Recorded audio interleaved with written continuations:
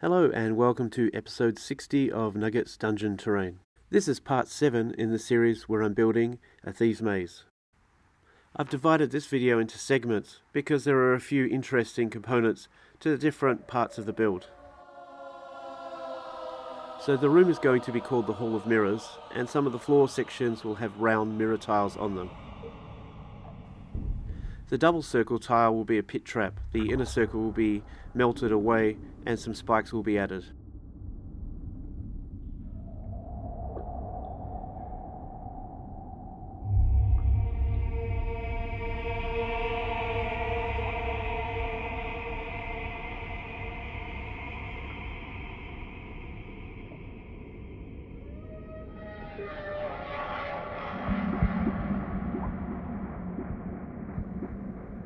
Because the mirror tiles are so thin, I only need to press down on the foam slightly instead of melting it away.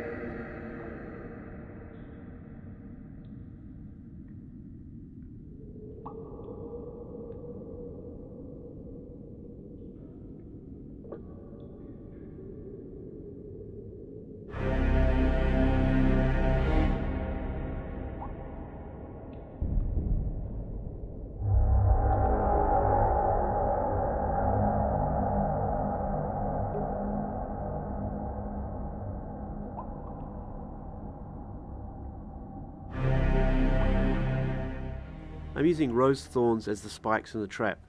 I want it to look something like a Vietnam War era punji trap.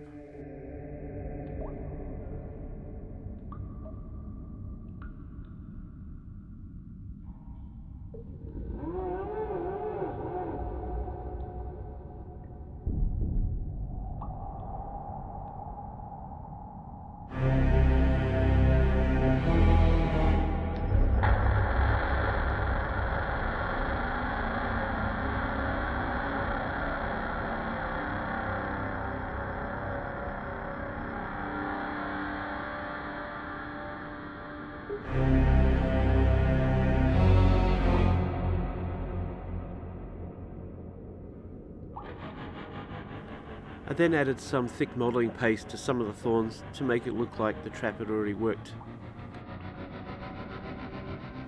The Citadel paint red gore will be added to these parts when they're dry.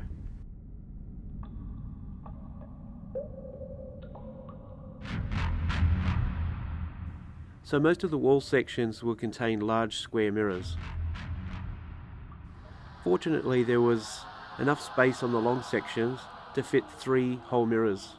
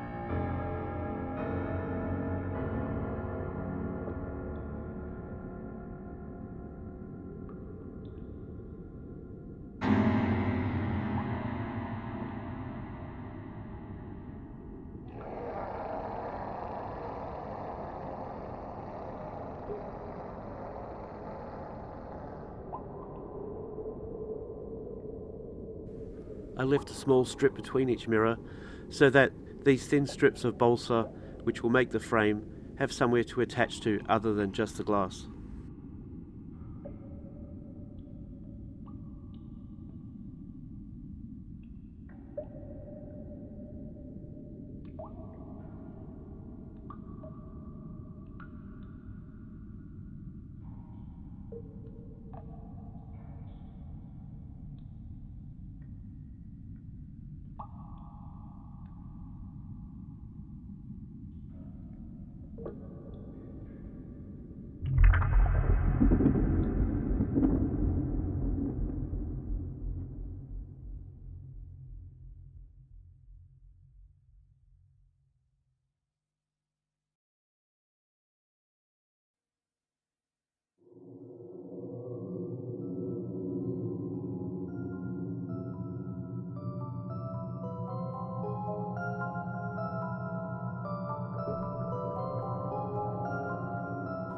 By now you've probably noticed that I got glue around the edge of the mirror. This wasn't a problem because I was going to stipple this antique white around the edges anyway.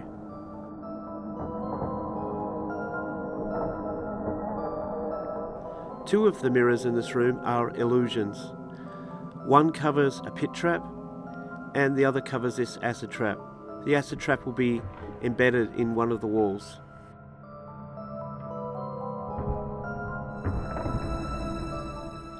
Here I've partially filled this orb with some Elmer's glue and mixed in a little scorpion green. I'm letting it dry the right way up by placing it on some masking tape to stop the liquid running out of the bottom.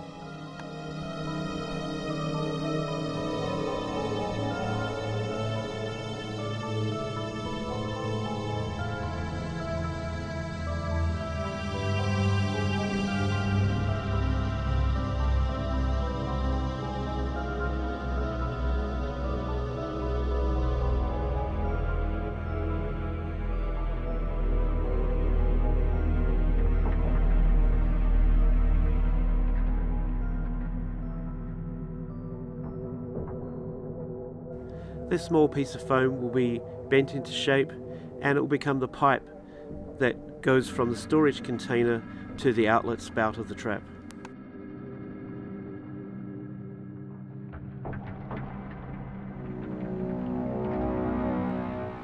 Here you can see I've used a probe wire to melt the shape of the orb into the wall, and now I'm just creating a rock effect around it.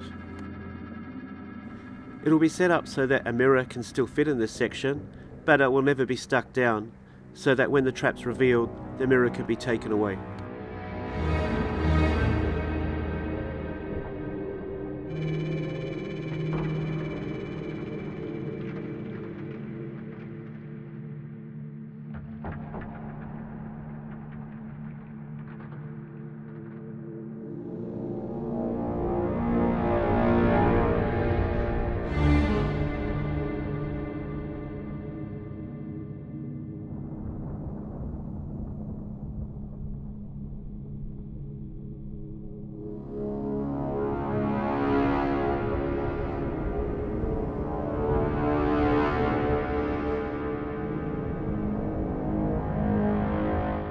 In the center of this room is a large double panel of mirrors that can be pushed around by the players. This hole, lined by a small grommet, will become the base that the swivel can be inserted in.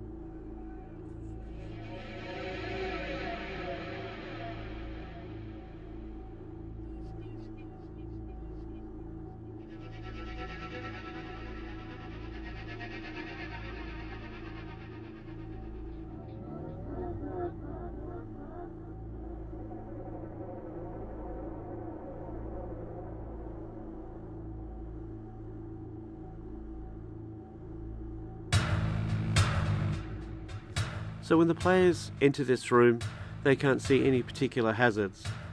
A couple of giveaways though is, one of the mirrors on the wall has a slight acid stain at the bottom, and there's a small part of the mirror section that seems to be worn away at the back. It's got a small red mark on it just here. A player standing on this mirror will suddenly realise that there's not a mirror there at all. Instead, there is a pit. The pit is not only a trap, but a drain for the acid. When the trap is triggered, the only safe places to stand in the room are where the glass mirrors are lying. Players standing behind the swiveled mirrors are also safe, as they block and deflect the acid. If any player sees their reflection in this mirror, the illusion one with the acid trap, then it will be triggered. Players can avoid this by standing behind the swiveling mirror and moving it in order to avoid detection.